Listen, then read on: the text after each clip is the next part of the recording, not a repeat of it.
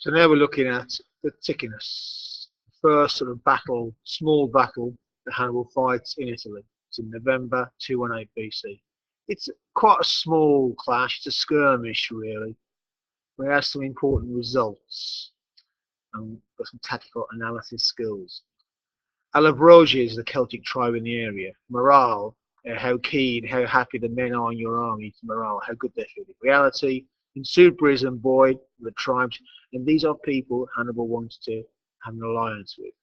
Banner, if you raise your banner, people come and flock to it in the military sense, you raise your banner. Recuperate, rest, Numidian, and wounded. So, Hannibal position, October 218 BC. His army has just come down from the Alps, an epic journey, and they are knackered, half-starved, exhausted after the journey. The horses for the cavalry mounts are also exhausted. Basically, his army's in no fit state to fight a war. Yeah, they arrived in Italy, but they're done for. They need time to recuperate.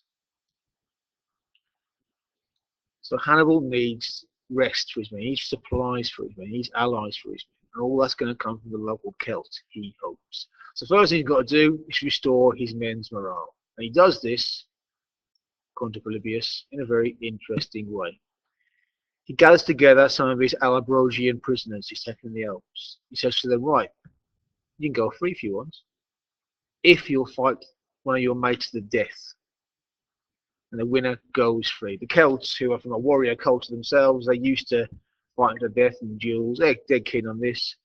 So loads of these Celts pair up, they fight duels to the death, and the winner gets armor, weapons, some treasure from Hannibal, and a horse, and he's set free. Now, the reason Hannibal's doing this, apart from entertaining his men, is to say to them, look, we're in this position. You're either going to fight and win and have great glory and riches, or you're going to lose and die. We're a long way from home here. Take your pick. So, with his men suitably enthused, he sets off to try and win some local Celtic allies. But the local Celts are fighting amongst themselves. So, Hannibal picks a side. He goes to the main settlement, the main sort of hill fort settlement of one of the tribes, lays siege to it, captures it after 3 days, and kills everybody, men, women, children, the lot. He's showing the local Celts he means business. So the outcome of all this, when his men are now, their morale is restored, and the local Celts are taking him a bit more seriously now. Not seriously enough yet to join his army in any great numbers, but serious enough to give him the supplies that he needs to survive. While it's all going on, there was of course a Roman army in the area. It's the Roman army led by Publius Scipio, elder. It's Scipio's army. That's not stopping the Celts joining Hannibal. They don't yet know whether he's good enough to beat the Romans. Scipio's marching up the Po Valley to face Hannibal. And they meet, and their first fight is at the river Ticinus. Now it's a cavalry skirmish. Hannibal's out with all his cavalry. He meets Scipio with his cavalry, and there's a fight, as depicted in this quite famous painting. A lot of it.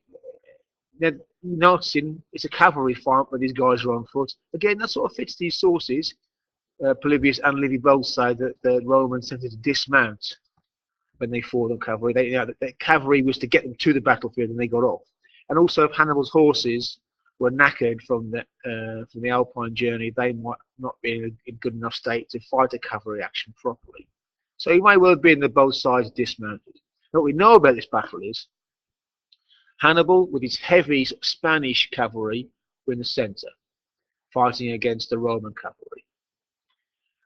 The Romans had these velites, the other guys in wolf skin headdresses with them as velites to skirmishers to hold their front. Those guys were overrun pretty quickly. And crucially, while Hannibal's Spanish cavalry held the centre, his Numidian cavalry surged around the edges and flanked them and got behind them. And in this way, the Romans were in big trouble and looking like they were beaten.